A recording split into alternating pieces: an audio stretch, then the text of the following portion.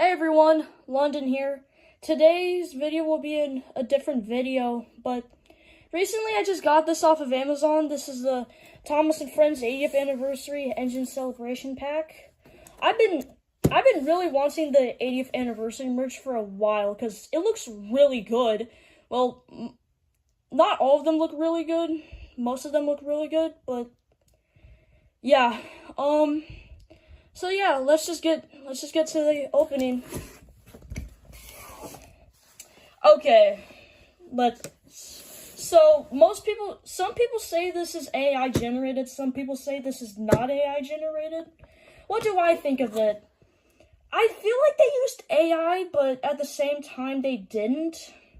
Like, Thomas, Percy, and Gordon look like they completely look like they were based on their Trackmaster 3 models. And then Henry and James, oh, they are so obviously based on their push-along models, with their faces and everything. I also love how, I love how everyone else is just, like, smiling, like, grinning at me, and then Henry's just there. Also, the background is the All Engines Go Timid Sheds, but it's golden.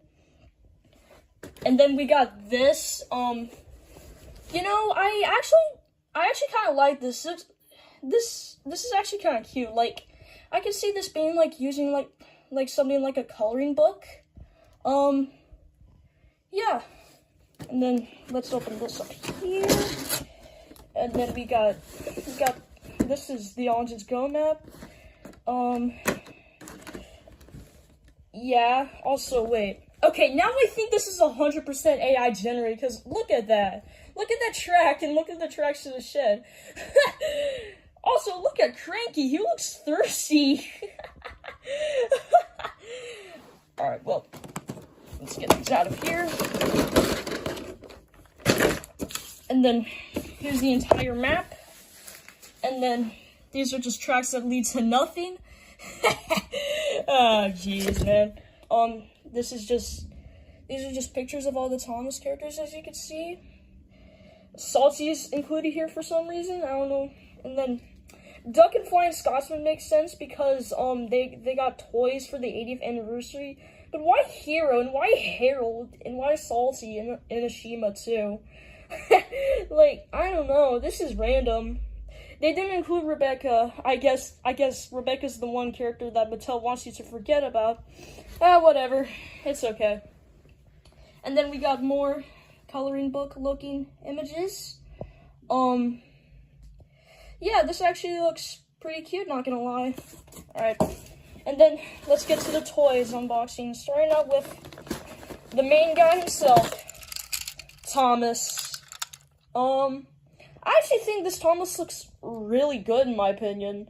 Like, really good. I mean, no painted buffers, that's kind of disappointing. No molded whistle either. But all in all, I actually think this is a really solid Thomas. I actually really like this. Yeah. Next we'll get on to, come on.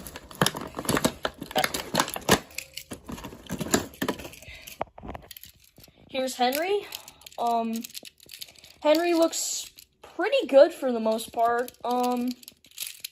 Yeah, and then he's got painted buffers and everything.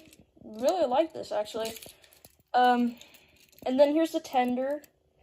There's no painted buffers at the back, which, I